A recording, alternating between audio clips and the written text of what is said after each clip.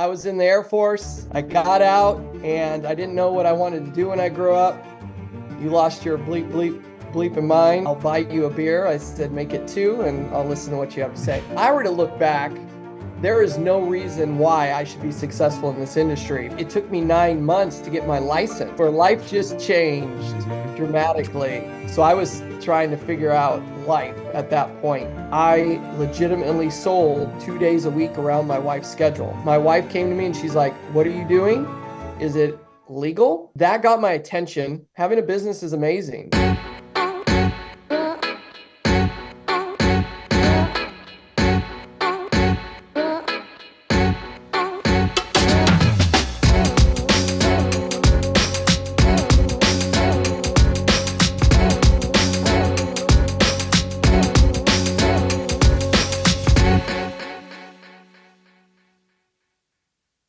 Hey everybody, how are we doing this week? Jimmy Hensley here.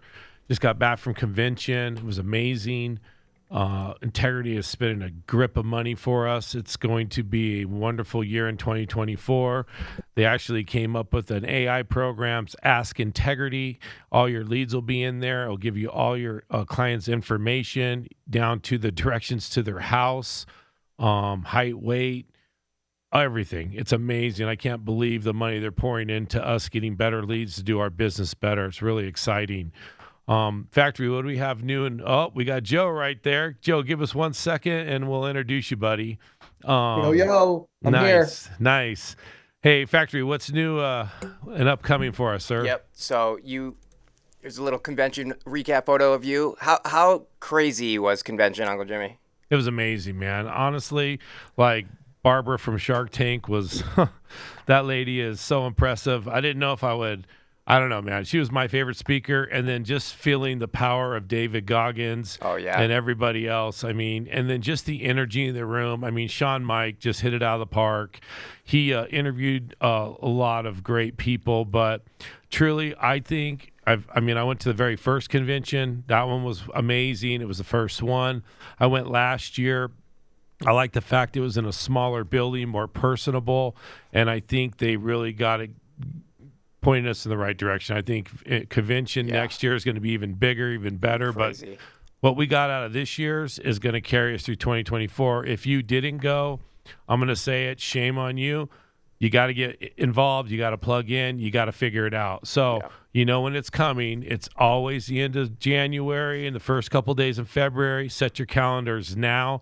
Don't miss out. There's so much information that they plugged into us. There's so many great. I mean, I was sitting next to Steve Giordano, and that dude is just a beast. I mean, I asked him, what'd you do? He said 1.25. And I was like, million? And he's like, yeah. And I'm like, wow, what are you going to do this year? Over 2. That's his goal. So just being around people like that is amazing. All right, next up, we've got our newest integrity partner, Sun Maggio. Congratulations to her. Nice. And then latest update, we have our 2024 producer cruise. That started yesterday, qualification period February 7th through May 7th. $100,000 issue paid in life gets you sailing in July. It departs Miami, Florida. I know that the date of when it's going to be happening is pending, so stay tuned for that. And then lastly, our quote of the day is, the sole meaning of life is to serve humanity. Tolstoy. Nice. Joe, what's up, brother? How you doing? Good, man. Can you hear me? Yeah, I can hear you perfect, man. So Joe's an integrity partner. Joe, what branch did you serve in, Joe? You served, right? Air Force. Thank you for your service. So Joe was an MP who went to a stay-at-home house dad and then kicking and screaming, become an insurance agent. Then his wife's going to have another kid, and he's like, F this, I'm not staying at home, and built a major, humongous industry with his agency. I mean, what do you got, 23 million, Joe? What'd you do? Yes, sir. Yeah, 23, 22 and a half, somewhere around there. I don't. more numbers than I can count. Oh, my gosh. So, Joe, tell us about yourself. How'd you get into the industry? Who brought you in? Why'd you think life insurance? Well, first off, thanks for having me on. I appreciate it. You bet. I don't get out much lately. And if you see me move quickly, it's because there's literally this huge wasp in my farmhouse, and I think it's trying to stalk me right now. So, anyways, uh, my background's simple. I was in the Air Force. I got out, and I didn't know what I wanted to do when I grew up. And my wife had a great job. She was an air traffic controller. She made great money. We had our first son, and we had to grow up and buy life insurance.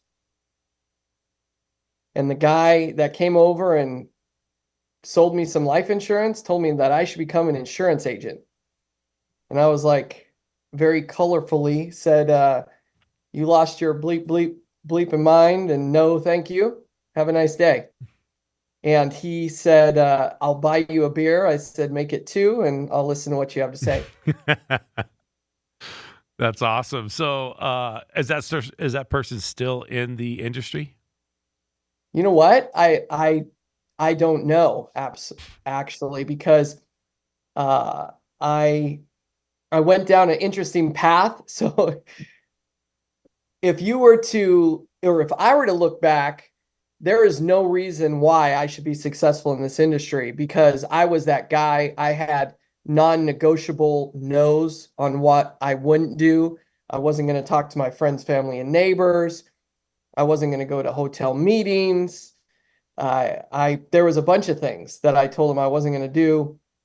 And then once he, answered all those in the right manner, I got started. But it took me 9 months to get my license, because I just had my first kid. And I don't know if there's any parents on here, but the first is always the first, The experiment. right? It's the experiment. Yeah, it's where life just changed Hmm. dramatically. And so I was trying to figure out life at that point. So, anyways, I took 9 months to get my license. And then when I got my license, I called up Trey Honeycutt. I said, hey, dude, I got my license. What are you doing? Because I know Trey from previous. I know Stephen Yee. I'm just name dropping. I know as soon as I got my license, I called all the people I knew. I'm like, I'm going to do insurance. What are you doing right now? And Trey was like, I've already been doing insurance, and I'm going to look at this company. It was Family First Life, and it was Andrew Taylor was having a meeting. And I said, well, I don't, at that point I had no loyalty to the guy that shared the opportunity with me. He probably already thought I quit. And the other company, I didn't even work there. So I started at Family First Life with Trey in September or October of 2014. So it wasn't the first year that Family First Life launched, but it was the end of the first year. We were still walking uphill both ways barefoot at that time. We had one insurance carrier, and we had mortgage protection leads that took 4 weeks to come in, and they were, I don't know, $40 each at that time. So fast forward to when did the light bulb go on for you to say, okay, I'm in, I understand I can make a great living doing this, and I want to build an agency. How did that come? Because I have a lot of people that are brand new. I have people that have been here for 10 years. I have people that are right in the middle of the road that are on this call. And I don't know if they, and I always like to tell people, what's your work ethic? I always ask that. But when did that light bulb come on when you were like, I can make this a career, and I'm going to get my wife out of her government job being a air traffic controller? Sometimes you don't see the big picture right away. So for me, it was very gradual. It wasn't just an aha moment. It was my first year in the business. I legitimately sold 2 days a week around my wife's schedule. I had a toddler to take care of, and she had the job, and I was going to school for whatever. And I enjoyed going out and meeting people. it was fun. And I was just making money. I wasn't really even paying attention closely to how much money I was making. But at the end of the first year, I got my 1099s back. It was two carriers. By the end of the first year, I had Americo and Royal Neighbors, and that was it. So I got two 1099s. And that first year, I don't know, it's me, so I can say it. I made 132 grand part-time. You can edit that out if you need to. But that's what I made. And that's my wife came to me and she's like, what are you doing? Is it legal? Because as far as she was concerned, I was just getting out of the house to get away from the kid, the boy is how I called him the boy. I need to go out and talk to other adults because I was starting to say kid words to adults and it was bugging me. So that got my attention. And then I was like, okay, I'm gonna keep doing this. And I just made sure I buttoned up my schedule a little bit better. My wife treated it a little more serious. yeah, like legitimate. Mm-hmm. And it wasn't a hobby. And then the second year I went out and made more money. And that year, I want to say we were going to have our second, or it was very briefly. It was very early on. And what was cool was our lifestyle started to change.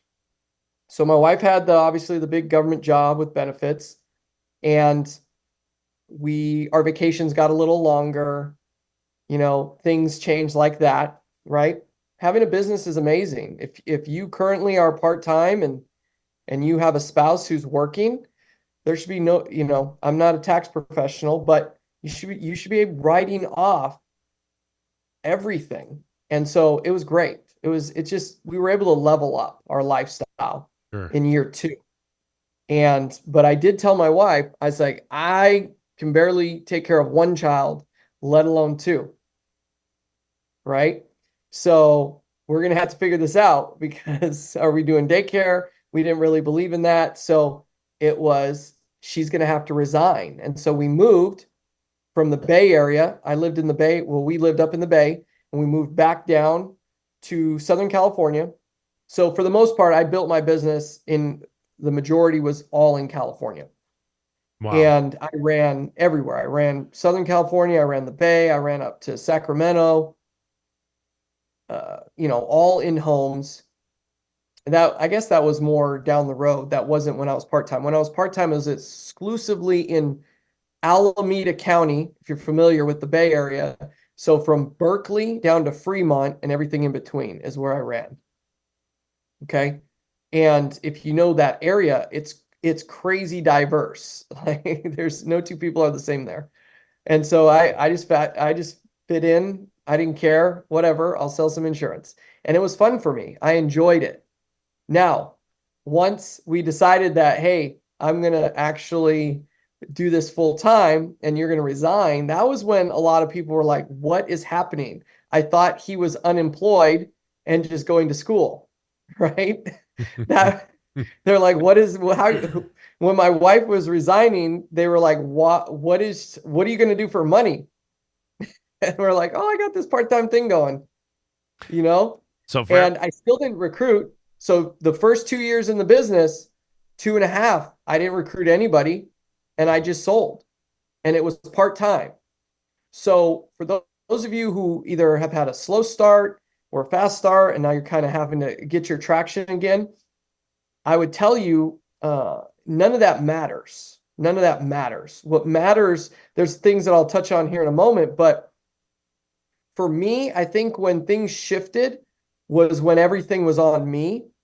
And I was asked a couple of questions about, do you plan on selling insurance forever? And I said, is this a trick question? Because it wasn't that difficult. I was enjoying it, so I didn't know what they meant by that. But what they meant was, are you going to have to sell insurance forever? That is the real question. And so for those of you who are not building a team, you have to ask yourself, am I going to have to sell insurance forever? Right? And for me, I was like, as much as I enjoy it, that's not something I want to do. So I decided I wanted to build an agency. And that's when I got started. So I want to say that was probably summer of 2016 is when I recruited. And I want to say like Trey, I was his first recruit. Stephen Yee was my first recruit. Wow. So you brought Stephen Yee into the game. Yes. There's your leader. And then he quit. What? And then he came back a year later. Wait, he quit? Yeah, he totally quit. Because at that time he didn't have, and I'll touch on that, but he didn't have no reason to be uncomfortable, to dial, to sell, to grind. He was single. He lived at home. He was single. He lived at home with his mom. He didn't need much money to survive. There was no drive. There was no, and I'm not talking any kind of mess about him, but the difference between that time and when he came back was he was engaged and he had to pay for a wedding. Gave him drive. Different kind of motivation at that point, right? Yeah. So he was a different person. And then everything that was still here before, right, was just taken more serious.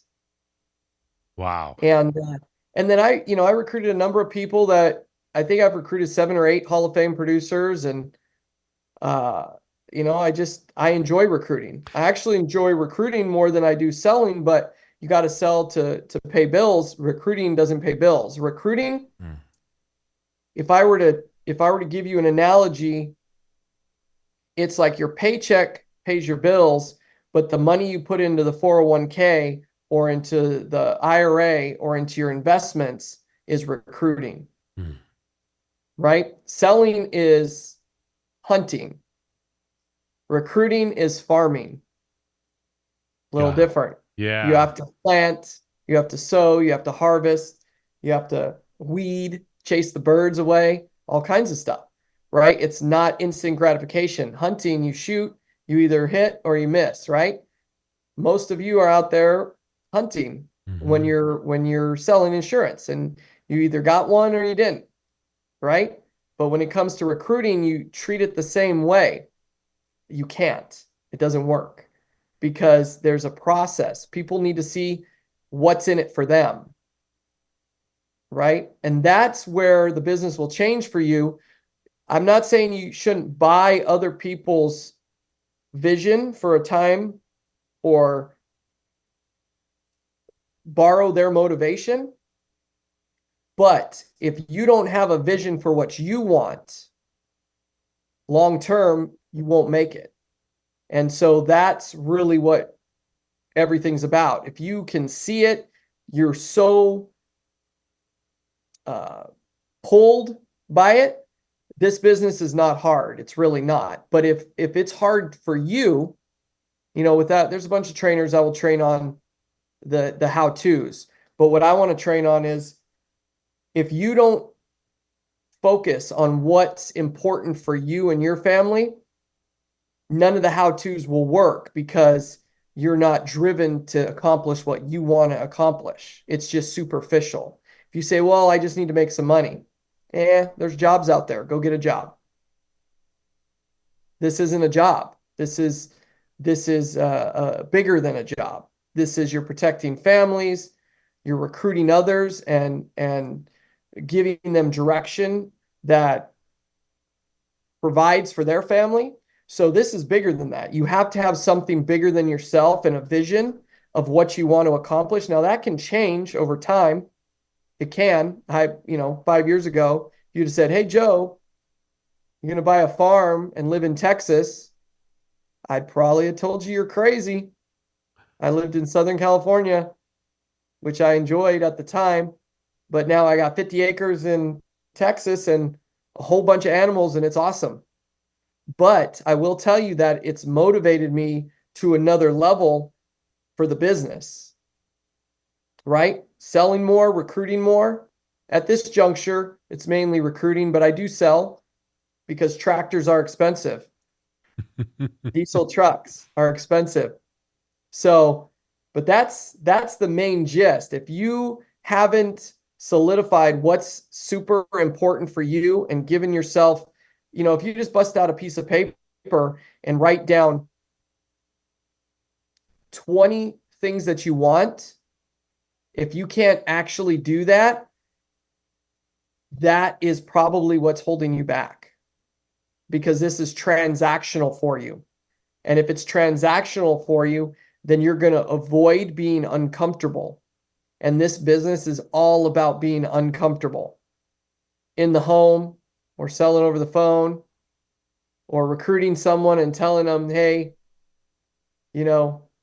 having tough conversations. All of that is uncomfortable. But if you know what you want, and this is going to lead you to that, you'll have those uncomfortable conversations, which will make you a better person to sell insurance, because it won't be about you and the money you make. It'll be about where you're going. And it'll also make you a better recruiter. So so what do you look for in a recruit? I mean, what did you see in Steven? Was he just another person? Did you know of him? Do you know him through somebody? They always talk about a link takes you to a link, can take you to a leader. It might take 5 people to get you to that Stephen Yee, right? What did you see in Steven? Because I don't think he was very impressive at first. I mean, I talked to him all the time, and he was like, bro, I was broke. I'm a second generation from another country, and I didn't make very much money. And then all of a sudden he bought into this, understood what it was, and he created a monster agency, right? And Yeah. what did you see? How? Help me. Help them, because they're out there. Those Stephen Yees are out there, right? And we don't know who they are, because if you look at my nephew, Andrew, he was a kid. He was not, you know what I mean? He wasn't nothing special. I'm not saying he was where he was, but I'm just saying he was a kid, and now look at him.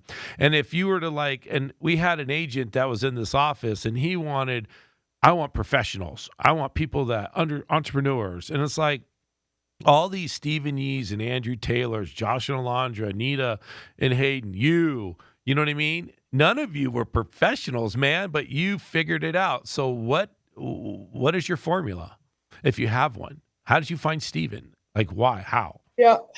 So I used to train on this, but first and foremost, I never considered myself an insurance agent. I was a cop in the military, and law enforcement and insurance are so far apart, it's not even funny. It's not. It's like opposite ends of the spectrum. So what separates folks is, what? I fall back on this all the time. Know, like, and trust. If I know you, and I like you, and I trust you, you have a higher probability of success. Because if I know you, there's, I don't know if I want to say respect, but there's commonality there. There's friendship there. There's a level of trust, right? Likability is important, because how many of you have recruited someone and you don't want to answer the phone for them because they suck the life out of you, or they annoy you, or you can't be yourself with them? Okay. So that comes to likability. So if I know you, that builds trust. If I like you, I'll answer the phone for you to help you. And then trust. Trust is important too, because there's liability in this business. Okay. I have to trust that, or they have to trust me, and I have to trust them. So I built my business off of warm market. Now, I have recruited cold market, but I would say a lot of it had to do with what I just said. Usually warm market, but if I did recruit somebody cold market, I built a relationship with them on the know, like, and trust, right? I don't know if you know Will Lore. Will Lore was cold market. Seher Faraj was cold market. But Trey was warm market for me. Steven was warm market for me. Jacob Medford was warm market. Mac Agabor was warm market. There's a ton of people in my business who are Hall of Fame producers that are warm market. And if you look at a lot of folks that have Hall of Fame producers and big agencies in their business, it has to do with they had some kind of relationship or built some kind of relationship with the person, right? Mm-hmm. Because there's a level of trust. They're trusting you that they're going to spend their last $1,000 to buy leads, right? They're trusting you that this is going to, that what you're saying is not just you trying to make a buck off them, right? Just think know, like, and trust. And if you can check those off, and it doesn't have to be day one, it can be over time, but that's who will be successful here. That's my opinion. That's my experience. And legitimately, that's my business. I have very little attrition in my business, at least from my perspective. New people can come and go, but usually the new people that come and go are cold market, that they weren't able to build any kind of connection with anybody. No reason to stick.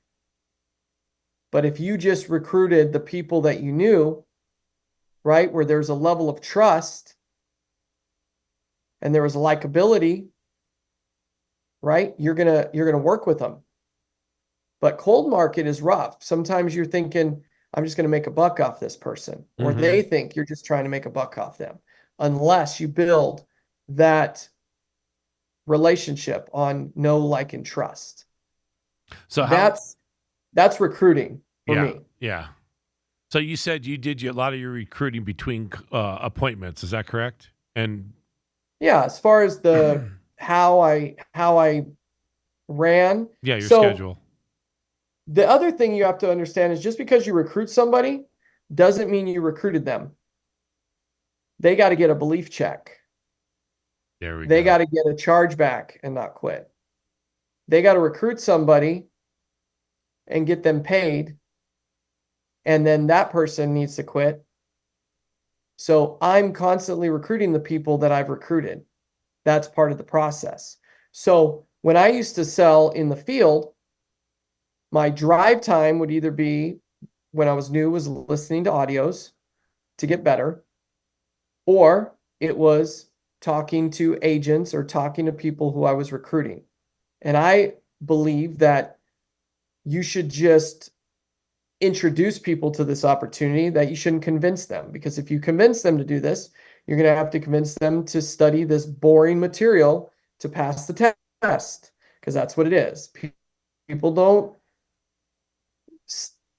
study insurance to pass the day. They do it for a specific reason because they want something, right? Mm-hmm. It's very dry. So if I have to convince you to do the business, I'm going to have to convince you to study to pass the test. And then once I convince you to do that, then I'm going to have to convince you to get contracted. And then I'm going to convince you to get E&O. And then I have to convince you to buy leads. And then I have to convince you for everything. And that's not conducive to building a business, right? So what I would do is while I'm out in the field, I'm connecting with somebody and learning about them, whether it was cold market or I was talking to someone I knew. And then I would have them watch a video about Family First Life or listen to a call, right? And then once they did that, then I would ask them about what they like about it. Could they see themselves doing the business? Just all kinds of stuff in that general nature. And then I would start the process, introducing them to folks. You introduce them to other people other than yourself. That's a big part of this business, is not being the deal. One of the things that I realize is I'm a scout. I don't want to be the end all be all for the person. You know what I mean? So I let them see it for themselves. I just bring them to the opportunity, and then I see if they can, I find out what it is that they want, and I show them how that can be achieved here. And that's it. Some of you who don't want to recruit, but when you try, you try to convince them to do the business. And that is the worst thing to do, because no one, at least that I know of, who's a child says, mommy and daddy, I want to be an insurance agent when I grow up. It's just not on the list. This is very lucrative. This is a great vehicle. This is a great opportunity to have whatever you want in life. But he used to say, this definitely is not sexy. No, it's very difficult. Yeah. Yeah. It's funny because Andrew always says that he should talk people out of being an agent, right? And then Yes. it's kind of rubbed off on me now. I'm very short with people. If you want it, it's there. If you don't, I get it. But I'm not here to sell you on it, because at first I wanted to build an agency. Well, I didn't want to. Honestly, I didn't know what I wanted to do, to be honest with you. But when it was like, you got to start bringing recruits on, okay. And then I was trying to get every single person to believe. And then just like when I was selling, I was trying to get every person to buy, and it doesn't work. You know what I mean? And then you have to find your rhythm. You have to find your niche. You have to find your tactics, and then go with them. And mine was the less I gave, the more I got. It was really weird. So when I cut my script down to how you doing today, you're looking for this, and I'd wait, is that correct? And they would say yes. And then I would say, do you like to quote? Yeah. How do I spell your name? Joe, so I can get it right on I know how to spell Joe, but you know what I mean? So I can get it right on the application. When they start spelling their name, it's game on. I'm writing an application. You know what I mean? And then I do my little trial close. But before I did so much speaking and trying to convince people, and like I see these agents and they want to verify, and they're on the phone doing telesales, and I ask them, I said, when you go to the doctor, do you make him show you all his credentials, or do you just listen to what he has for your fix? You broke your leg, you're sick, you got it hurt, pain, you got something. He looks at you, tells you what to do, and you go home. I said, so take that analogy and put it into selling insurance, and you're going to do better, because you can talk yourself out of deals. You can talk yourself out of recruits. Oh, for sure. And look at Andrew. Do you think he's overselling anything? He doesn't say 5 words. He doesn't say 5 words. I don't want to say I used to, but when I first got started, that was one of the selling points for me. I was like, if this guy can sell all that insurance, I'm going to get rich. Because Andrew, to me, he was like Rain Man. He was super smart, but he was introverted. Like, he didn't talk at all, and very awkward pauses, and he'd cut you off and be like, all right, I got to go. And then dial tone. And it would crack me up. And I ran with him one time, and I was so uncomfortable in the home that it was like very uncomfortable, because he was just not talking to the person. And it's like, I can only imagine what was going on in their head. You know what I mean? And so I would have to talk to the person, because he's sitting over there on his phone playing Angry Birds or something. And it was hilarious. But yet Andrew was consistently closing business. Yeah. And so what you're saying is completely right. You don't have to, if you have to sell someone on why they're going to take care of their family, that's a problem. And you're better off just telling them, that's not my wife and kids, it's yours. Mm-hmm. So however much you want to spend on them is up to you, but let's get this out of the way right now. Do you care enough about them to protect them? It's a yes or no. If the answer is yes, then let's figure it out. If the answer is no, have a nice day. Yeah. He told me, you're too nice on the phone. And I'm like, what? Like, what do you mean? He's like, you got to come to a conclusion. So I want everyone to listen to this. It's very important. And when I started doing this, it worked. My numbers went through the roof for me. I mean, I'm real low compared to FFL, whatever.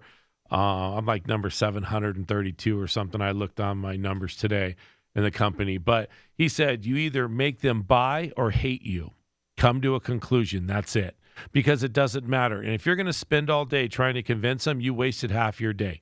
You could have helped some real families that wanted your help, because there's a lot of low-hanging fruit if you have the leads, right? So that was come to a conclusion. And I think for any new agents or anyone that's struggling out there and you paid for leads, I know it sounds harsh, but it is the reality of it. And the other thing he said is, why not me?